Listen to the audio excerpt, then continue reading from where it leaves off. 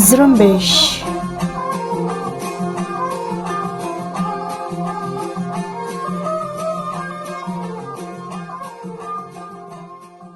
یہ ریڈیو زرمبش اردو کی آواز ہے۔ آج 11 اگست بدھ کا دن اور سال 2021 ہے، اور میں ہوں آپ کی میزبان سارن بلوچ۔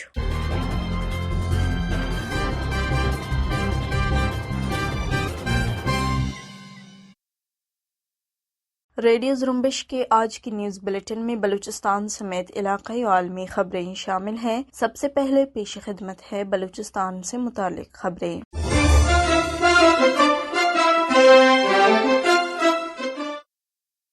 اوران کے علاقے جھاؤ بارگیں گزی میں قابض پاکستانی فوج کی چوکی پر نامعلوم مسلح افراد نے جدید ہتھیاروں سے حملہ کیا ہے۔ مقامی ذرائع کے مطابق حملہ اتنا شدید تھا کہ پاکستانی فوجی اپنے ساتھیوں کی لاشیں چھوڑ کر مقامی آبادی میں پناہ لینے پر مجبور ہو گئے۔ مقامی انتظامیہ نے اس حملے کی تصدیق کی ہے اور کہا کہ بارگیں گزی چوکی پر حملہ ہوا ہے، تاہم ہلاکتوں اور زخمیوں کی اطلاع ان تک نہیں پہنچ سکی ہے۔ دوسری طرف پیر اور منگل کی درمیانی شب آبسر تربت میں قائم قابض پاکستانی فوج کی چیک پوسٹ پر گرینیڈ سے حملہ کیا گیا، جہاں گرینیڈ چیک پوسٹ کے اندر گر کر پھٹ گیا۔ مذکورہ حملوں کی ذمہ داری بلوچستان لبریشن فرنٹ کے ترجمان میجر گوہرام بلوچ نے قبول کی ہے اور کہا ہے کہ پیر کی شام BLF کے سرمچاروں نے جھاؤ کے علاقے بارگیں گزی میں قائم فوجی چوکی پر راکٹوں اور بھاری ہتھیاروں سے حملہ کیا، جس میں دشمن فوج کو جانی و مالی نقصان اٹھانا پڑا۔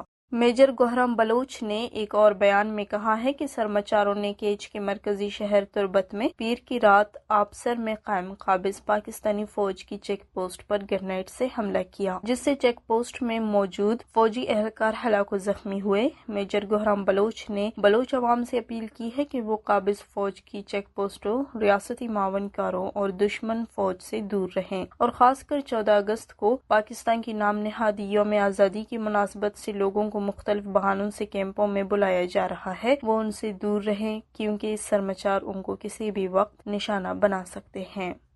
پیر کی شام شال کے علاقے مشرقی بائی پاس پر پاکستانی پرچم فروخت کرنے والے ایک دکان پر دستی بم سے حملہ کیا گیا، جس میں ایک شخص ہلاک اور متعدد زخمی ہو گئے۔ مشرقی بائی پاس حملے کی ذمہ داری بلوچ لبریشن آرمی کے ترجمان جیہند بلوچ نے قبول کر کے کہا ہے کہ بلوچ لبریشن آرمی کے سرمچاروں نے مذکورہ دکان کو دستی بم سے نشانہ بنا کر تباہ کر دیا۔ جیہند بلوچ کے مطابق مذکورہ دکان پر نہ صرف BLA کی آخری وارننگ کے باوجود قابض پاکستان کے نام نہاد جشن آزادی کی مناسبت سے اسٹال لگایا گیا تھا اور جھنڈے فروخت کیے جا رہے تھے، بلکہ یہاں سادہ لباس میں پولیس اہلکاروں کو بلوچ سرمچاروں کی مخبری کے لیے بھی تعینات کیا جاتا تھا۔ مذکورہ دکان کا مالک بھی ایک پولیس اہلکار تھا۔ حملے کے نتیجے میں دکان مالک سمیت 4 زخمی اور 1 ہلاک ہو گیا۔ انہوں نے کہا کہ BLA واضح الفاظ میں یہ وارننگ جاری کر چکی ہے کہ عوام الناس قابض پاکستان کے نام نہاد جشن آزادی کی تقریبات اور اسٹال سے محفوظ فاصلہ قائم رکھے، بصورت دیگر وہ اپنے نقصان کا ذمہ دار خود ہوں گے۔ اس دھماکے کی شدت دانستہ طور پر کم رکھی گئی تاکہ راہگیروں کو جانی نقصان کا سامنا نہ ہو۔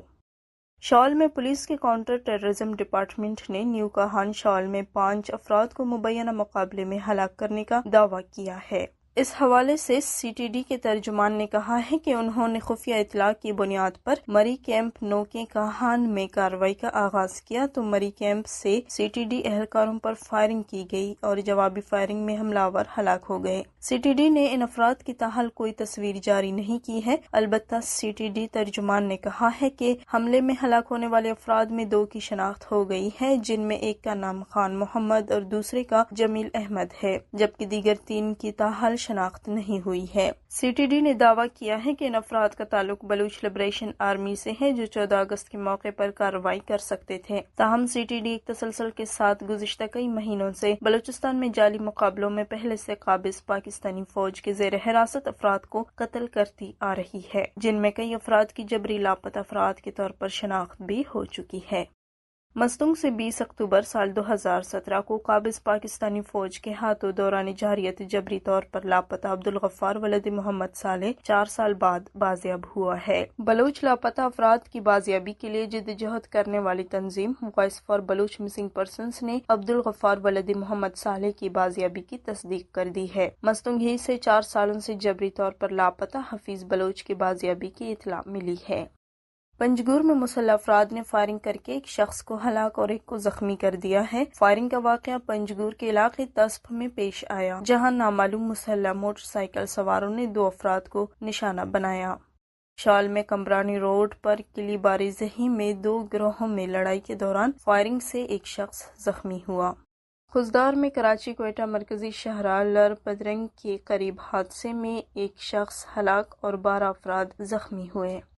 9 جون سال 2021 کو خضدار کے علی ہسپتال سے جبری طور پر لاپتہ کیے جانے والے طالب علم اور براہوی زبان کے شاعر تابش وسیم بلوچ کی عدم بازیابی کے خلاف BSO پجار کے زیر اہتمام مستونگ میں احتجاجی ریلی نکالی گئی اور مظاہرہ کیا گیا، جس میں لوگوں نے کثیر تعداد میں شرکت کی۔ اس موقع پر تابش وسیم بلوچ کی جبری گمشدگی کے حوالے سے مستونگ میں پمفلٹ بھی تقسیم کیے گئے۔ مظاہرین نے ماورائے آئین گرفتاریوں کی مذمت کی اور تابش وسیم سمیت دیگر جبری لاپتہ افراد کی بازیابی کو فوری طور پر یقینی بنانے کا مطالبہ کیا۔ پیر کے روز ایک بار پھر پانی کی عدم فراہمی کے خلاف گوادر میں شہریوں نے احتجاجی مظاہرہ کیا اور میرین ڈرائیو پر رکاوٹیں کھڑی کر کے اسے بند کر دیا۔ خواتین اور بچوں پر مشتمل ہجوم نے پبلک ہیلتھ کے آفس پر بھی دعویٰ بول کر پتھروں اور شیشے کی بوتلوں سے حملہ کیا۔ حملے سے پبلک ہیلتھ کی عمارت کی کھڑکیوں کے شیشے ٹوٹ گئے اور عملے نے چھپ کر اپنی جان بچائی۔ بعد ازاں پولیس نے آ کر حالات کو قابو کر لیا اور مظاہرین کو شام تک پانی کی فراہمی کی یقین دہانی کر کے احتجاج ختم کروایا۔ ہندو جنرل پنچایت گوادر کی جانب سے رحیم یار خان میں مندر جلانے اور اس میں توڑ پھوڑ کے خلاف احتجاجی مظاہرہ کیا گیا۔ مظاہرے میں ہندو مذہب کے ماننے والوں کے علاوہ دیگر افراد نے بھی مظاہرے میں شرکت کی۔ مظاہرین نے مطالبہ کیا کہ تمام مذاہب کا احترام یقینی بنایا جائے اور مندر کی بے حرمتی کرنے والے ملزمان کو گرفتار کر کے قرار واقعی سزا دی جائے۔ انہوں نے کہا، پاکستان میں ہندو عبادت گاہوں پر مسلسل حملے کیے جا رہے ہیں، ان کی حفاظت کی ذمہ داری حکومت کی ہے، حکومت انہیں تحفظ فراہم کرے۔ بلوچستان کی کٹھ پتلی حکومت کی جانب سے پشتونخوا ملی عوامی پارٹی کے مرکزی رہنما شہید عثمان خان کاکڑ کے قتل کے اسباب جاننے کے لیے قائم کیے گئے عدالتی کمیشن کو کسی نتیجے پر پہنچنے سے پہلے ختم کر دیا گیا ہے۔ واضح رہے، بلوچستان کے محکمہ داخلہ نے رواں برس 1 جولائی کو عثمان کاکڑ کے قتل کی تحقیقات کے لیے بلوچستان ہائی کورٹ کی جسٹس نعیم اختر افغان اور نذیر احمد لانگو کی سربراہی میں 2 رکنی عدالتی کمیشن قائم کیا تھا۔ 1 ماہ کا عرصہ پورا ہونے پر عدالتی کمیشن نے اتوار کو اپنی رپورٹ جاری کی تھی۔ کمیشن کی رپورٹ میں کہا گیا تھا کہ 1 ماہ کے دوران کوئی بھی گواہی اور بیان قلم بند کرانے کے لیے کمیشن کے سامنے پیش نہیں ہوا۔ رپورٹ میں مزید کہا گیا ہے کہ بیانات اور گواہ نہ آنے کی وجہ سے کمیشن کسی نتیجے پر نہیں پہنچ سکا۔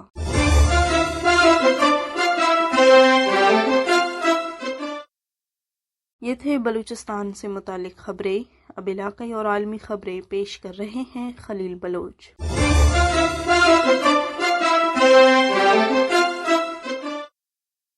افغانستان سمیت دنیا بھر میں بڑی تعداد میں سوشل میڈیا صارفین انگریزی زبان میں سیکشن پاکستان اور فارسی زبان میں پاکستان را تحریم کنید کا ہیش ٹیگ استعمال کر کے پاکستان پر پابندی کا مطالبہ کر رہے ہیں۔ سوشل میڈیا صارفین اپنے پوسٹ، بیانات، ٹویٹ اور فیس بک پر خبر رساں اداروں کے پیج پر کمنٹس میں ہزاروں کی تعداد میں اس ہیش ٹیگ کا استعمال کر رہے ہیں۔ حتیٰ کہ ریڈیو زرمبش کے فیس بک پیج کے ان باکس میں بھی صارفین نے اس ہیش ٹیگ کے ذریعے رابطہ کر کے اس وسیع احتجاج کو کوریج دینے کا مطالبہ کیا۔ دنیا بھر میں سوشل میڈیا پر افغان صارفین کہہ رہے ہیں کہ پاکستان طالبان کی حمایت سے دستبردار ہو جائے اور افغانستان میں جاری اپنی پراکسی وار کو ختم کر دے۔ ادھر سویڈن میں مقیم افغان شہریوں نے بھی پاکستان کے خلاف ریلی نکالی۔ انہوں نے کہا کہ پاکستان افغانستان کی جنگ میں براہ راست ملوث ہے، اس لیے عالمی برادری کو اس پر پابندی لگانی چاہیے۔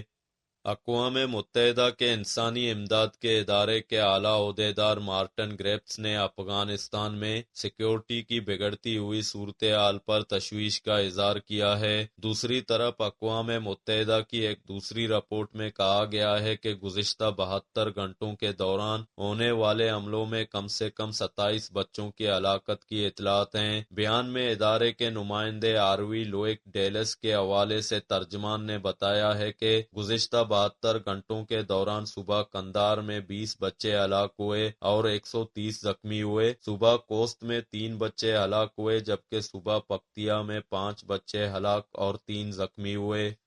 سعودی عرب کی وزارت حج و عمرہ نے کہا ہے کہ اگلے ہفتے سے غیر ملکی عمرہ زائرین پر عائد پابندی تقریباً 1.5 سال بعد ختم کی جائے گی۔ سعودی وزارت داخلہ کے مطابق غیر ملکی زائرین کے لیے کورونا کی ویکسین کی سرٹیفکیٹ اور ویکسین کی سعودی عرب میں رجسٹرڈ ہونے کی شرط رکھی گئی ہے۔ سعودی عرب نے گزشتہ سال کورونا وائرس کی وجہ سے عمرہ پر پابندی لگا دی تھی۔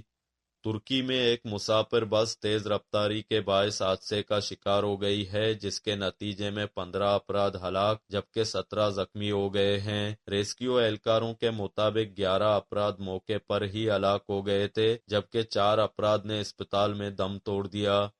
اسرائیلی وزیر اعظم کا کہنا ہے کہ اسرائیل پر لبنان سے کیے جانے والے راکٹ حملے کے لیے لبنانی حکومت ذمہ دار ہے، خواہ یہ راکٹ جنگجو گروپ حزب اللہ نے داغے ہوں یا نہیں۔ اسرائیلی وزیر اعظم نے مزید کہا کہ ہمارے لیے یہ کوئی زیادہ اہمیت کی بات نہیں ہے کہ آیا کسی فلسطینی تنظیم نے حملہ کیا ہے یا آزادانہ طور پر سرگرم باغیوں نے۔ اسرائیل اپنی زمین پر کسی بھی طرح کے حملے کو قبول نہیں کرے گا۔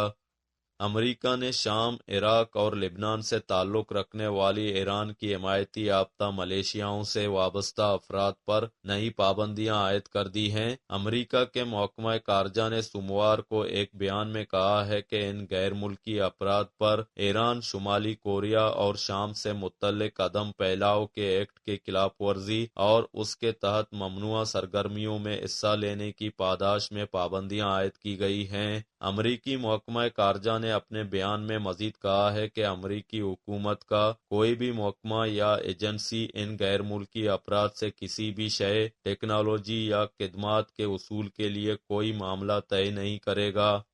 اقوام متحدہ نے ماحولیاتی تبدیلی سے متعلق دنیا کو خبردار کر دیا ہے۔ اس حوالے سے اقوام متحدہ کی طرف سے جاری ایک رپورٹ کے مطابق گلوبل وارمنگ میں انسان کا کردار حد سے زیادہ اور واضح ہے اور عالمی عدت 2030 تک 1.5 ڈگری سینٹی گریڈ تک بڑھ جائے گی۔ رپورٹ کے مطابق جنگلات، مٹی اور سمندر کی کاربن ڈائی آکسائیڈ جذب کرنے کی صلاحیت مزید اخراج سے کمزور ہو جائے گی۔ دنیا کو ہیٹ ویو، بارشوں اور خشک سالی کا سامنا کرنا پڑے گا۔ کینیڈا نے پیر سے امریکی شہریوں پر عالمی وبا کے باعث ملک میں داخلے پر عائد پابندی کو ختم کرتے ہوئے اعلان کیا ہے کہ سرحد پار سے امریکہ کے شہری اشیاء خریدنے، چھٹیاں گزارنے یا سیر و تفریح کے لیے اب کینیڈا میں داخل ہو سکتے ہیں۔ البتہ کینیڈا جانے والے تمام امریکی شہریوں اور امریکہ میں مستقل طور پر رہائش پذیر لوگوں کے لیے کورونا ویکسین لگوانے اور سفر سے 3 روز قبل کورونا کا منفی ٹیسٹ ہونے کی رپورٹ بھی پیش کرنا پڑے گا۔